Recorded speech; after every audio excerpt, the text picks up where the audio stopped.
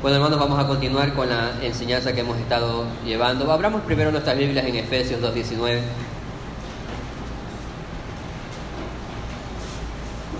Efesios 2:19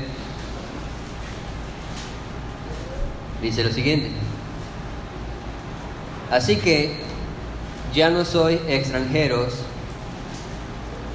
ni advenedizos, sino conciudadanos de los santos y miembros de la familia de Dios. En el tema que hemos estado tratando, en la serie de enseñanzas que hemos estado tratando con respecto a la membresía, el título de hoy tiene que ver con los privilegios y ventajas de ser miembros de una iglesia. Este tema lo vamos a estar tratando hoy y la siguiente semana concluiremos y luego iniciaremos una nueva serie de enseñanzas con respecto a otro tema. Pero falta todavía ver lo que vamos a considerar en la parte de hoy, los privilegios y ventajas de los miembros de una iglesia. Y en la siguiente semana trataremos el tema de la disciplina en la iglesia. Pero a lo largo de estas semanas que hemos estado tratando este asunto con respecto a la membresía, hemos abordado diferentes temas. Hemos hablado de qué es la iglesia universal, hemos definido también a qué se refiere con la iglesia local, hemos hablado de qué es la membresía y por qué es esencial la membresía, cuáles son los requisitos para participar de la membresía o cuál es el requisito básico para participar de la membresía y cuáles son las pautas que nos ayudaban a evaluar ese requisito básico.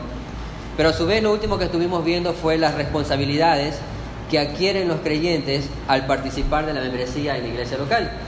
Todos estos temas los hemos estado mencionando a lo largo de las semanas anteriores y la realidad es que no está completo todavía el tema, faltan estos dos principios, los privilegios y ventajas, y luego la disciplina en iglesia. Sin embargo, es importante recordar algo con respecto a hablar de privilegios y ventajas de ser miembros de una iglesia local.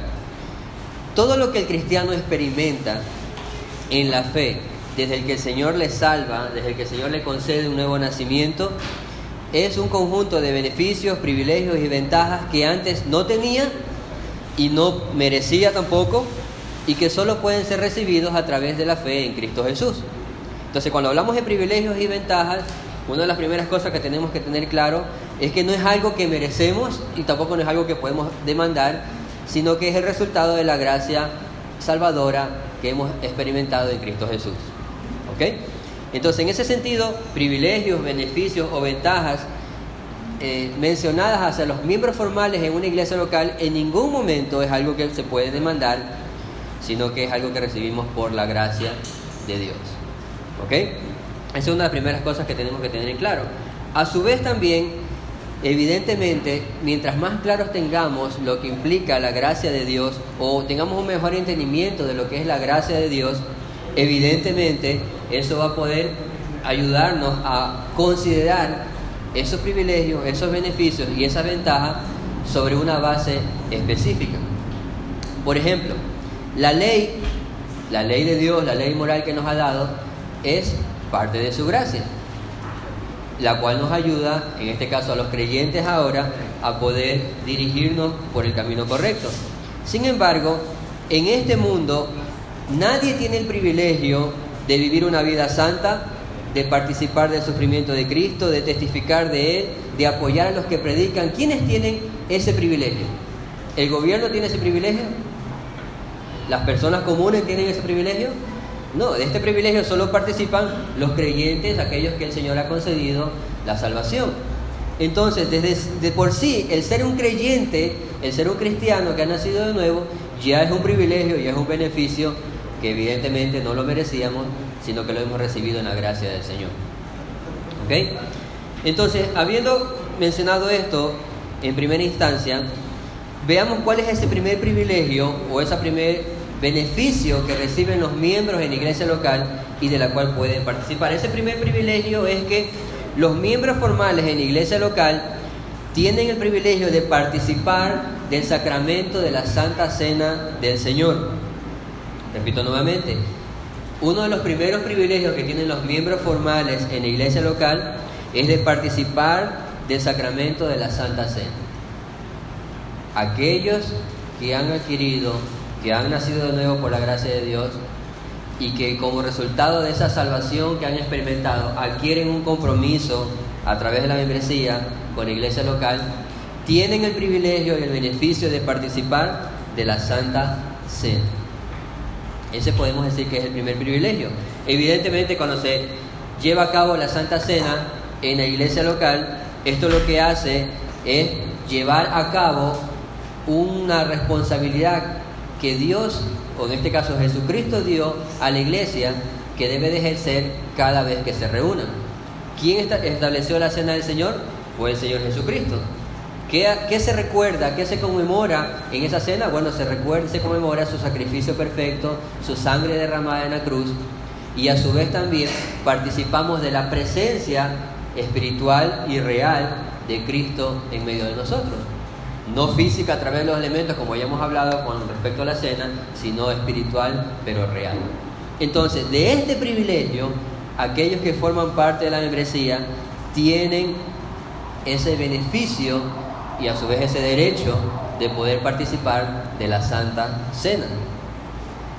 El acto de recibir los símbolos del cuerpo y la sangre de Cristo es una de las maneras más profundas y significativas en las cuales los creyentes, ¿sí?, entran en comunión con Cristo, y a su vez también recuerdan y conmemoran ese sacrificio perfecto que fue realizado por ellos en la cruz.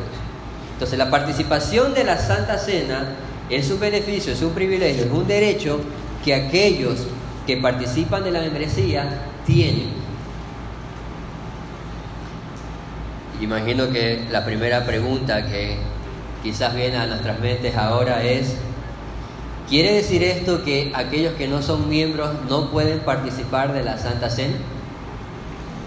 ¿Alguien pensó así?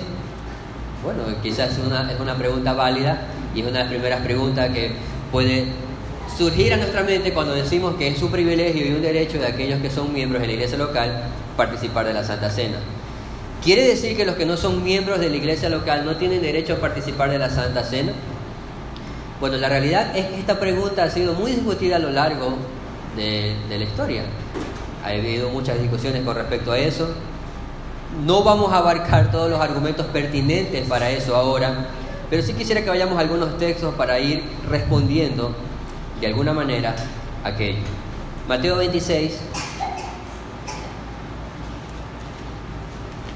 17.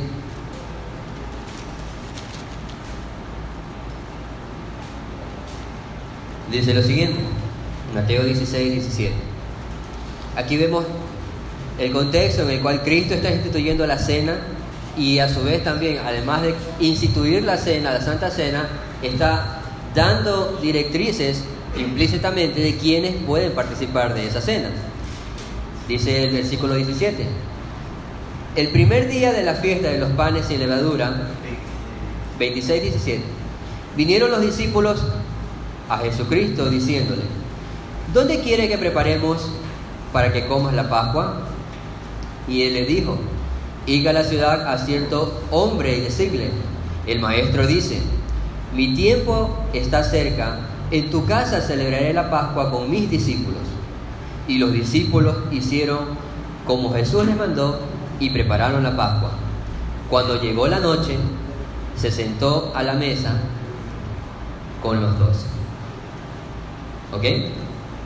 Vemos cómo el Señor instituye la cena del Señor, y en comparación a otros ejemplos en los cuales Cristo participaba con todo grupo de personas, aquí vemos una participación y vemos una reunión más íntima con aquellos que menciona varias veces. Desde el versículo 17 habla de los discípulos. En el versículo 17 vinieron los discípulos, dice. Luego en el versículo 18 celebraré la Pascua con mis discípulos. Y en el versículo 17 insiste nuevamente: y los discípulos hicieron como Jesús les mandó. Y en el versículo 20 ya identifica la cantidad de esos discípulos y habla de los 12. Es evidente que tenemos claro de que dentro de esos 12 todavía había uno que no formaba parte de los discípulos de Cristo, de aquellos que habían nacido de nuevo, de aquellos que habían sido salvados. Pero hasta ese momento, evidentemente Cristo lo sabía, pero hasta ese momento quienes eran considerados los discípulos era ese grupo de personas, un grupo particular de personas que a su vez mismo el Señor da ese privilegio y ese beneficio de participar con Él de la Santa Cena.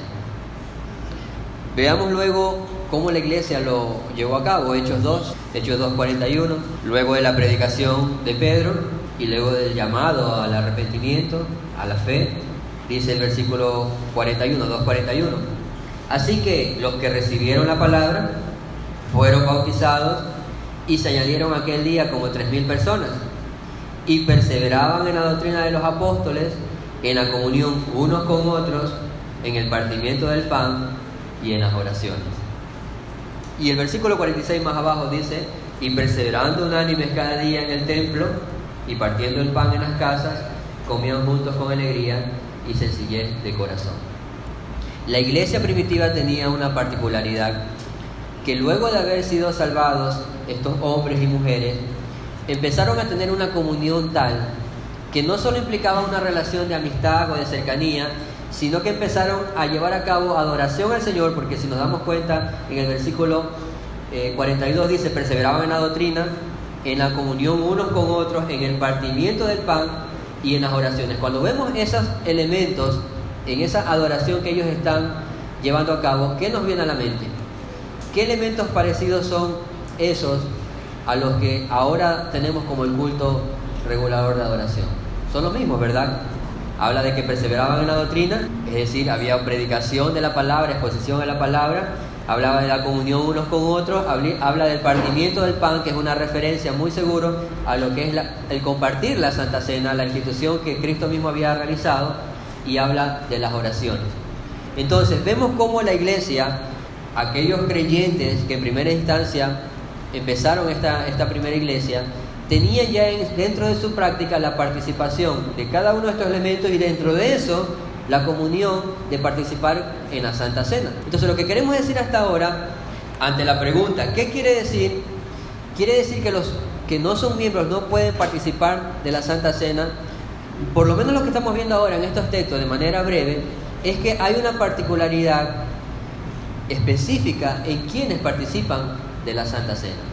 No es algo que está abierto a todas las personas que llegan a un lugar de adoración, sino es algo de lo que es un privilegio del cual pueden participar aquellos que han sido reconocidos como creyentes y que a su vez han participado de la membresía en la iglesia local. Permítame poner un ejemplo adicional para ir respondiendo a la pregunta que hemos estado mencionando. Digamos que un hombre y una mujer se enamoran, pero sin embargo ellos resuelven vivir juntos para compartir la plenitud de su vida. Ellos deciden vivir juntos el uno con el otro, pero ellos quieren hacerlo sin pasar por la formalidad de una ceremonia, sin pasar por la formalidad de un registro, sin pasar por la formalidad de ningún tipo de atadura, por decirlo así, legal o algo parecido. Para ellos, esas ceremonias o esos registros o esa parte legal no contribuyen nada al amor. Ellos están seguros y completos, ellos están llenos con el amor que dicen sentir el uno por el otro. Y de hecho, podrían argumentar y decir que no hay ninguna bendición que el hombre pudiera darle que pueda añadir a su amor. También podrían decir: no hay ninguna iglesia o pastor que pueda dar a mi matrimonio o a mi relación que ahora quiero tener, que pueda añadirle o que pueda quitarle. Y ellos podrían decir: Dios nos ha juntado y ante los ojos de Dios estamos casados. De hecho, no hay ninguna intención de poder dar un paso más, sino solamente el amor que nos hemos declarado el uno al otro. ¿Ok? Esa es la escena. Dos personas que se aman, deciden estar juntos, pero sin entrar en ninguna formalidad. Y ellos deciden que están plenamente comprometidos a ser fieles el uno al otro hasta el final, hasta que mueran. ¿Qué les parece esa escena? ¿Hay algo mal en esa escena? Bueno, la pregunta es: ¿cómo debemos mirar a tales personas? ¿Debemos acusarlos de inmoralidad? Bueno, ellos podrían decir: no, yo decidí ser fiel a mi pareja y voy a ser fiel a mi esposo, en este caso a mi esposo o a mi esposa. Voy a ser fiel hasta el final. No voy a poner mis ojos ni mi mirada en ninguna otra persona. Entonces quizás no podríamos acusarlos de adulterio. porque hay una fidelidad que ellos se han declarado y que quizás están poniendo en práctica. ¿Sí? Sin embargo, no podríamos acusarlos de falta de su amor, de falta de amor, no podríamos acusarlos de infidelidad, pero hay algo que sí podría caer sobre ese ejemplo o sobre esa pareja. Ellos podrían ser acusados de una conducta desordenada y de una falta de responsabilidad. ¿Por qué? Porque cuando hablamos del matrimonio, el matrimonio es un asunto público. Aunque tiene que ver entre dos, ante la sociedad el matrimonio es un asunto público. Y evidentemente al ser un asunto público está sujeto a parámetros. ¿Sí? A parámetros que hay que considerar. Y a pesar de que en nuestro contexto, tenemos que también tener claro eso, en nuestro contexto la ley reconoce, porque es así, ¿verdad? La ley reconoce una unidad conyugal o una unión libre que se sabe mencionar. Eso no quiere decir que aunque la ley reconozca esta unión libre, eso esté bien ante los ojos del Señor. ¿Ok? Entonces, ¿dónde está la irresponsabilidad de ellos? ¿Dónde está la conducta desordenada? Bueno, ¿usted se imagina si todas las personas pensaran como ellos? Vamos a vivir juntos, vamos a declararnos amor eterno y vamos a vivir de esta manera. ¿Cómo sabemos quién pertenece a quién? ¿Cómo sabemos que tal mujer le pertenece a tal hombre o tal hombre le pertenece a tal mujer si no ha habido esa formalidad, ese registro, esa ceremonia que dé lugar a eso, que reconozca eso? Entonces, hay una responsabilidad que en este sentido, porque eso sería un caos. ¿Usted se imagina todos reunidos sin saber quién es esposa de quién o quién es esposo de tal persona?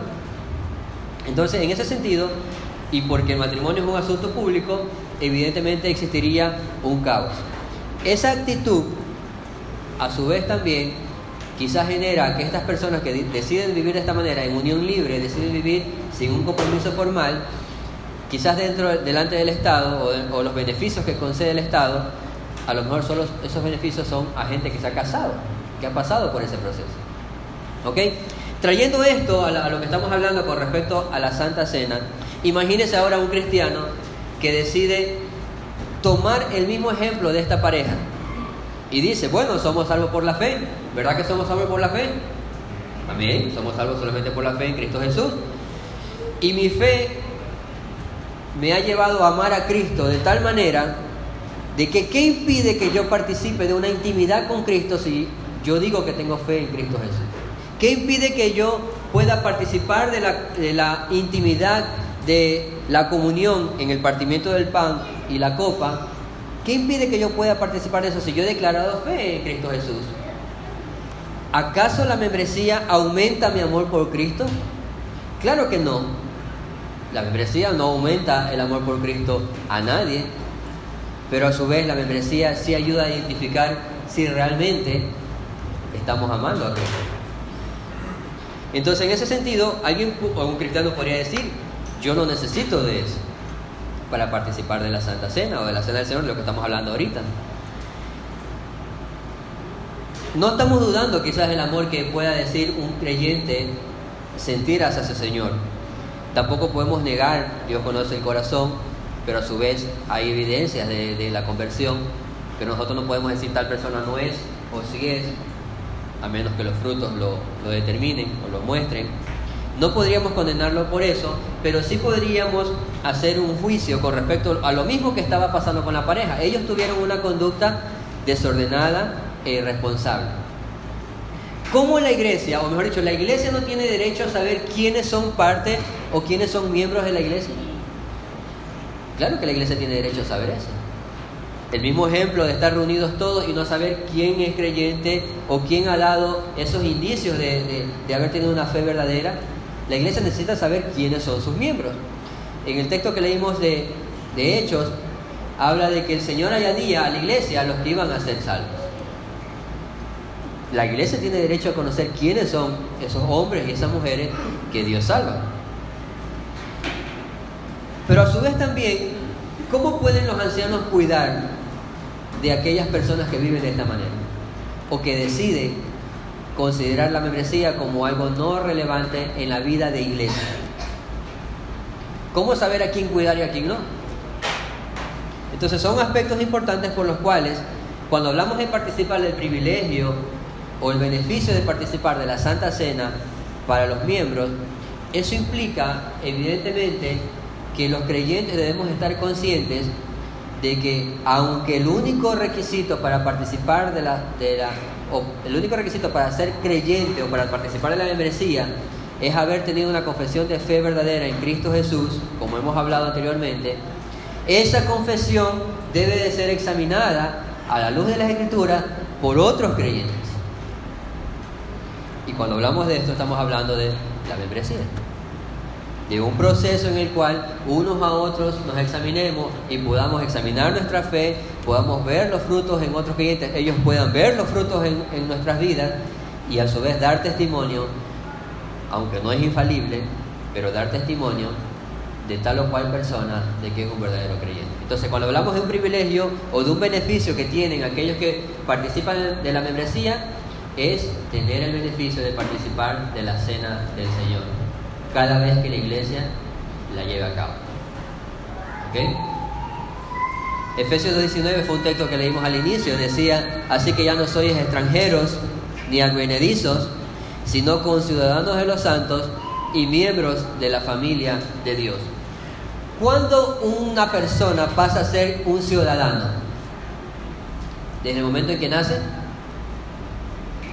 Hay un momento en particular en que una persona pasa a ser un ciudadano. Normalmente se le dice cédula de identidad o cédula de ciudadanía, también se le sabe llamar, ¿verdad? Entonces eso va a identificar ¿qué cosa?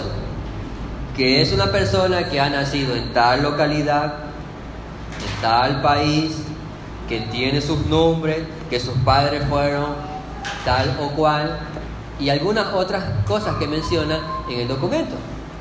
Entonces, uno no es ciudadano desde el momento en que nace, hablando legalmente, sino desde el momento en que se inscribe, por decirlo de esta manera, como un ciudadano. Y eso a su vez le da derechos y responsabilidades. Ya hablamos de las responsabilidades hace 2 semanas. Hoy estamos hablando de los derechos que tiene un ciudadano, en este caso, un ciudadano de los cielos, del reino de los cielos, o un ciudadano o un miembro de la familia de Dios. Entonces es un privilegio, es una ventaja de los creyentes que formalmente participan de la membresía, tienen el beneficio de poder participar de la cena del Señor cada vez que la iglesia local lo lleve a cabo. Otro de los privilegios, otra de las ventajas que tiene un miembro de una iglesia local es que le da derecho al cuidado pastoral. Los miembros en la iglesia local tienen un derecho al cuidado pastoral. Una oveja que se agrega al rebaño automáticamente pasa a tener el cuidado de los pastores o ancianos de esa iglesia local. A su vez también, cuando los miembros de la iglesia cuando los creyentes se participan de la membresía formal con respecto a la iglesia local, tienen el derecho a que sus pastores, ancianos, participen y a su vez se preocupen de manera directa en sus necesidades, en todo lo posible, en sus necesidades espirituales, en su alimento espiritual, en lo que van a recibir del púlpito, en la consejería y algunas otras necesidades que son responsabilidades con respecto, cuando hablamos de miembros los unos a los otros. Una de las situaciones que a veces acontece es que hay una gran demanda hacia los ancianos, hacia los pastores, de muchas personas y a veces de quienes no son miembros, de una demanda de preocupación por ellos. Es que el pastor no me llama, es que el pastor no me visita, es que el pastor no hace esto, no hace lo de acá. Entonces hay una demanda con respecto a esos beneficios. La pregunta es si esa persona que demanda esto está consciente de que también tiene responsabilidades y que las unas van de la mano con lo otro. Amén. Efesios 4:15. Voy a leer la segunda parte. Dice: sino que siguiendo la verdad en amor, crezcamos en todo en aquel que es la cabeza, esto es Cristo, de quien todo el cuerpo bien concertado y unido entre sí por las coyunturas, que se ayudan mutuamente según la actividad propia de cada miembro, recibe su crecimiento para ir edificándose en amor. Uno que no es miembro formal no podría reclamar el derecho a esta atención, a este crecimiento, a esta edificación. No podría reclamarlo como algo que merece, porque insisto, hay antecedentes, hay responsabilidades, hay una formalidad que es importante llevar a cabo para que esto pueda ser un beneficio a recibir. Sin embargo, permítame explicarlo con otro ejemplo. Imagina una madre de familia. Ha preparado los alimentos para la merienda, lo que nosotros conocemos como merienda, y evidentemente esa madre de familia va a cocinar o va a preparar las medidas necesarias para ¿quiénes? Para los miembros que ella considera que son parte de su familia, ¿verdad que es así? Normalmente cuando se cocina para, si son 5, son 10, lo que sean, se cocinan las cantidades correctas para aquellos miembros que forman parte de la familia. Pero imagine esto, de repente aparece el hijo y trae a 5 amigos. Y justo viene la hora de la merienda. Evidentemente ellos no han sido invitados a la casa de una manera avisando que iban a ir, sino que fue algo improvisto. Pero hay momentos de tensión quizás en ese lugar, y esa madre tendrá que tomar decisiones, y en la sabiduría que Dios le da a las mujeres es muy seguro que ella quizás decida preparar algo rápido, o a lo mejor quizás dejará de comer para compartir, ¿sí? O buscará alguna forma de servir los alimentos a aquellos invitados que llegaron de forma improvista. ¿Verdad que eso sucedería? Lo que sí no creo que sucedería es que esa madre de familia le quitaría el plato de comida a su hijo para dárselo a los invitados.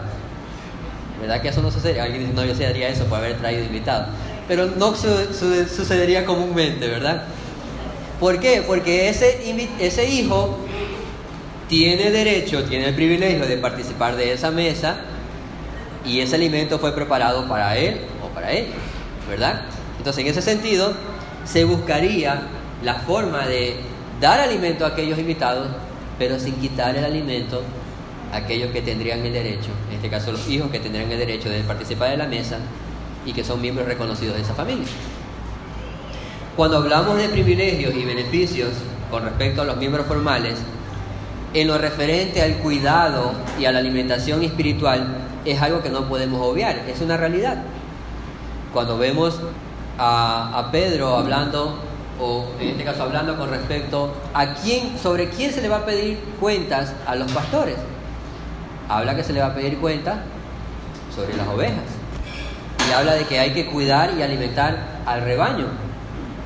Pero en este sentido, hay que alimentar y hay que cuidar a los creyentes que se han comprometido formalmente con la iglesia local a través de la membresía. Sin embargo, creemos también, y esto creo que es una convicción que el Señor nos ayuda a tener cada día, creemos también que los líderes, los pastores, los ancianos, aunque tienen como prioridad alimentar a las ovejas, también creemos que mientras avanzamos en el proceso de establecer la iglesia conforme a los propósitos de Dios, podemos rogar a Dios para que provea sabiduría, fuerzas para dar alimentos suficientes y cuidado suficiente a aquellos que quizás se encuentren, por ejemplo, aquellos creyentes que todavía están asimilando y considerando el ser miembros formales de la iglesia, pero todavía no han tomado una decisión. Quizás también aquellos creyentes que desde ya tienen una expectativa de ser parte de la membresía, pero comprenden que hay un proceso bíblico a continuar. Y también puede haber creyentes que se encuentren quizás todavía sin comprender la importancia de participar en la membresía en la iglesia local, pero no dejan de ser creyentes. Entonces, creo que también hay que tener un equilibrio, y podemos decir que aunque hay un alimento y hay un cuidado específico que dar a los miembros de la iglesia, a su vez también podemos rogar al Señor para que dé la sabiduría, la fuerza para dar alimento a aquellos que vienen en este proceso también, que vienen en este caminar, o que quizás todavía no están convencidos o no hay un entendimiento adecuado de lo que implica ser un miembro formal en la iglesia local. Quisiéramos que fuera así, pero evidentemente en el caminar hay que llevar a cabo muchas cosas. Marcos 10 dice lo siguiente, Marcos 10, 29. Respondió Jesús y dijo: de cierto os digo que no hay ninguno que haya dejado casa, o hermanos, o hermanas, o padre, o madre, o mujer, o hijos, o tierras, por causa de mí y del Evangelio, que no reciba 100 veces más ahora en este tiempo, casas, hermanos, hermanas, madres, hijos y tierras con persecuciones, y en el siglo venidero la vida eterna. Cuando hablamos de la iglesia del Señor, estamos hablando, como decía también en Efesios, estamos hablando de los miembros de la familia de Dios. Y evidentemente nosotros quisiéramos tener a nuestra familia, quizás aquí, nuestra familia de sangre, pero quizás nuestra familia de sangre no todos son creyentes, y a veces muy pocos son creyentes. Pero aunque eso nos ha sido quitado en un sentido, el Señor a su vez también nos ha dado hermanos, hermanas, ¿sí?, que forman parte de la familia de Dios. El punto que debemos de considerar es que a su vez tenemos que empezar a valorar ese cuerpo. Es importante valorar ese grupo, es importante valorar aquellos creyentes que el Señor ha salvado. Y ahí entra otro privilegio del cual estamos hablando. Hablamos del privilegio del cuidado y la alimentación espiritual, pero los miembros formales en la iglesia local también tienen el privilegio de gozar del amor y del servicio de los demás miembros. Cuando hablamos de cuidado espiritual y cuando hablamos de alimentación espiritual, aunque los líderes en la iglesia local tienen esa prioridad y esa responsabilidad principal, los miembros unos a los otros también tienen la responsabilidad de alimentarse mutuamente, de cuidarse mutuamente en el contexto de la iglesia local.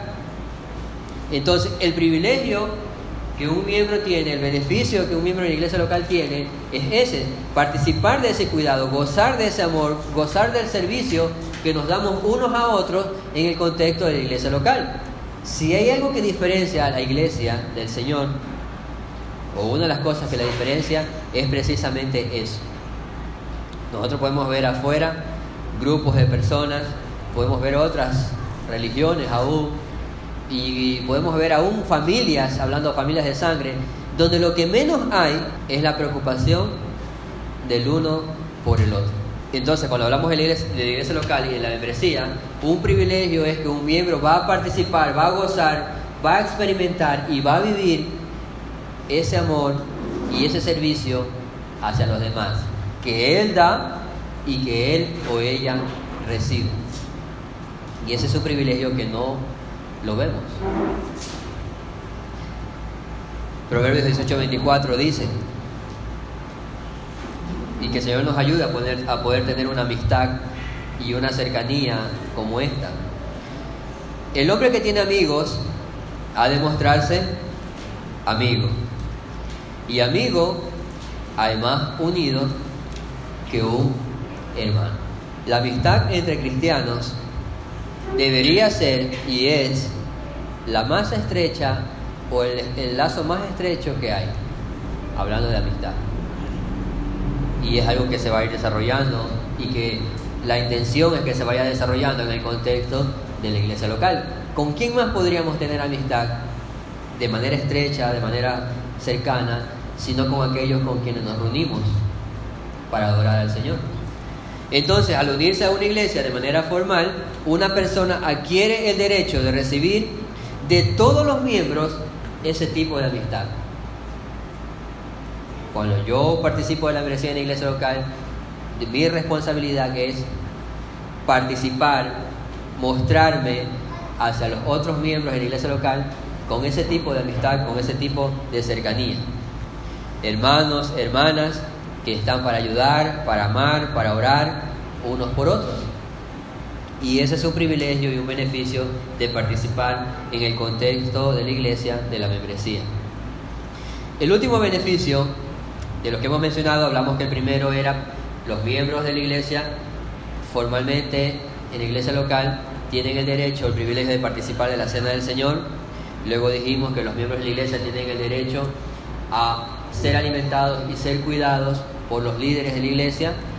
Los miembros de la iglesia tienen el derecho o el privilegio de gozar del amor y del servicio de los demás miembros en el contexto de la iglesia local. Y el cuarto, como un beneficio, un privilegio o una responsabilidad, es que los miembros de la iglesia tienen el privilegio de participar en los asuntos de los negocios de la iglesia. Y cuando hablamos de los asuntos de los negocios de la iglesia, no significamos que es una empresa como tal, o vamos a poner un negocio para vender algo, no nos referimos a eso, sino que ser miembro de la iglesia local quiere decir que tiene el derecho para dar un voto en casos, por ejemplo, con respecto a las finanzas. Un miembro en la iglesia local tiene voto para decidir con respecto a las finanzas cómo debe de ser o no administrado el dinero de la iglesia. A su vez también tiene voto o puede participar de las decisiones cuando sea de votar o elegir a los oficiales. Y cuando hablamos de los oficiales nos referimos a los pastores o ancianos y a los diáconos. Entonces, un miembro de la iglesia tiene el derecho de poder dar su voto, evidentemente después de haber entendido lo que implica eso, para elegir ancianos o para elegir diáconos en la iglesia local. Ese es un privilegio, es un derecho que tienen los miembros formales en la iglesia. A su vez también pueden tener voto en aspectos como las actividades que la iglesia decide llevar a cabo como visión o como hacia dónde va a dirigirse. A su vez también tienen derecho cuando sea de que se proponga a alguien o a algunos para que participen de la membresía. Es decir, si alguien quiere participar de la membresía, alguien quiere adherirse, aquellos que son miembros formales tienen el derecho para decir: hermanos, mi voto está de acuerdo para que este creyente, este hermano, participe también de la membresía con nosotros. Entonces, dentro de esos derechos o de esos privilegios también puede participar. Y a su vez también puede dar su voto cuando hablamos de definir planes, cuando hablamos de solucionar problemas, o cuando hablamos de que en el contexto de la iglesia local haya que llevar a cabo algunas resoluciones como problemas o planes que solucionar. Y a su vez también los miembros de la iglesia local pueden tratar sus áreas de descontento en esa comunión de miembros. Entonces, cuando hablamos de que los miembros formales tienen privilegios o derechos, ellos pueden participar de los asuntos o de los negocios en la iglesia local, los que hemos mencionado: las finanzas, la elección de oficiales, pastores o diáconos, el recibimiento de miembros, las actividades a realizar y cada uno de estos aspectos. En general, como dije al principio, estos privilegios o estos derechos no pueden ser demandados. Es algo que viene como parte de la gracia de Dios a quienes Él salva. Pero evidentemente, conforme el Señor nos ha salvado, uno tiene que empezar a tener conciencia, conocimiento de sus responsabilidades y de sus derechos.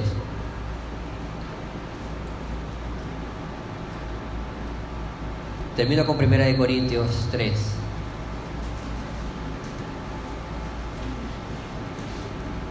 1 Corintios 3, 21 y 23. O al 23. Dice lo siguiente: así que ninguno se gloríe en los hombres, porque todo es vuestro, sea Pablo, sea Apolos, sea Cefas, sea el mundo, sea la vida, sea la muerte, sea lo presente, sea lo porvenir, todo es vuestro, y vosotros de Cristo, y Cristo de Dios. Cuando hablamos de la membresía local y los privilegios que tenemos dentro de la membresía local, siempre recordemos que al final esos privilegios son recibidos por gracia, pero a su vez también exaltan y glorifican a aquel que permitió por su obra redentora que participemos de estos privilegios. Al final no es decir yo tengo el derecho de esto, sino reconocer que es un privilegio, que no lo merecemos pero que hemos recibido por la gracia de Dios. Amén. Oremos. Señor, te damos gracias por este inicio que hemos tenido con respecto a la enseñanza en el asunto de la membresía en la iglesia local y los privilegios que por tu gracia hemos recibido. Te rogamos que tú puedas dirigirnos a meditar en los mismos, en las responsabilidades, en los privilegios, pero ayúdanos a meditar principalmente en tu obra redentora, que es la base de todo esto que estamos hablando. Y ayúdanos a valorar la iglesia y los propósitos que tú tienes con tu iglesia. Y ayúdanos, Señor, a formar parte de los mismos, de la manera ordenada, de la manera formal, como tú nos diriges en tu palabra. En el nombre de Cristo Jesús se lo rogamos. Amén.